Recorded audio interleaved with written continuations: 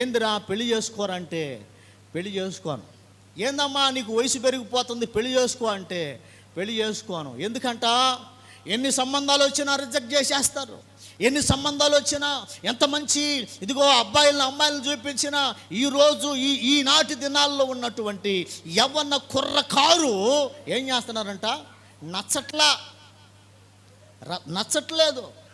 కారణం ఏంటంటే వారు మనసులో ఒకటి ఉంటుంది.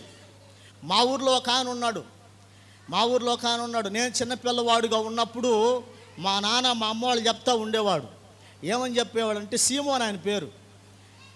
సీమోను 36 సంబంధాలు చూశాడంట ఆయన. ఎన్ని సంబంధాలు చూశాడు? 36 పెళ్లి చూపులు చూశాడంట ఆయన. 36 పెళ్లి చూపులు చూసి ఎంత మంచి అమ్మాయి దగ్గరికి తీసుకెళ్ళినా, ఎంత ఎర్రగా తెల్లగా ఉన్న అమ్మాయిని చూపించినా, చాలా చూడచక్కనటువంటి పిల్లలను చూపించినా, ఈ పిల్ల నాకొద్దు, ఈ పిల్ల కాలు వంక, ఈ పిల్ల ముక్కు వంక, ఈ పిల్ల చెవు వంక, ఏదో ఒకటి చెప్పి ఏం చేస్తూ ఉన్నాడంట, వాళ్ళందరినీ రిజెక్ట్ చేసుకుంటూ వచ్చాడంట. చివరికి 37వ సంబంధానికి పిల్లకి వెళ్ళాడంట. 37వ సంబంధానికి పిల్లకి వెళ్తే ఆ పిల్ల ఏం చేస్తుంది తెలుసా, చెట్టు కింద కూర్చొని కుర్చీ వేసుకొని సుట్ట పీకుతూ ఉందంట. ఏం చేస్తుంది, సుట్ట గుప్పుమని పీకుతుంటే పొగ గుప్పుమని బయటకు వస్తుందంట. అబ్బా, ఇట్లాంటి పిల్లని కదా నేను చేసుకోవాలనుకుంది.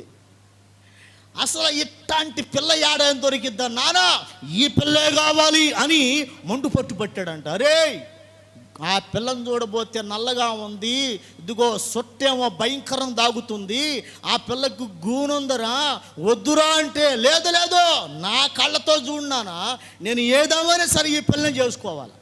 ఏమండి, నాకు ఒక వచ్చిన తర్వాత ఆ గూనామా ఏమండి ఆ గూనామా ముసలావుడై చనిపోయింది. పెద్దోళ్ళు చెప్తుంటే విన్నాను నేను. ఈరోజు ఉన్న కుర్రకారు కూడా తల్లిదండ్రులు పిల్లల మేలు కోరి, క్షేమాన్ని కోరి, బాగు కోరి, నా పిల్ల ఆ ఇంట్లో ఇస్తే బాగుంటుంది, నా కుమారుడికి ఆ పిల్ల అయితే బాగుంటుంది అని ఇదిగో తల్లిదండ్రులు 10 మందిని సమాచారం తెలుసుకొని ఇదిగో మంచి సంబంధాలు తీసుకొస్తే ఈరోజు ఏం చేస్తున్నారంట, వాళ్ళు రిజెక్ట్ చేసి పడేస్తున్నారు. ఎవరికి నచ్చట్లా, వారి ఇష్టానుసారంగా నాకు ఆ పిల్లతో మాట్లాడి చేస్తావా లేదా. ఏమండి, వారి నాశనాన్ని వాళ్ళే తెచ్చుకుంటున్నారు. వాళ్ళ నాశనాన్ని వారే తెచ్చుకుంటున్నారు. ప్రపంచంలో మీడియాలో వార్త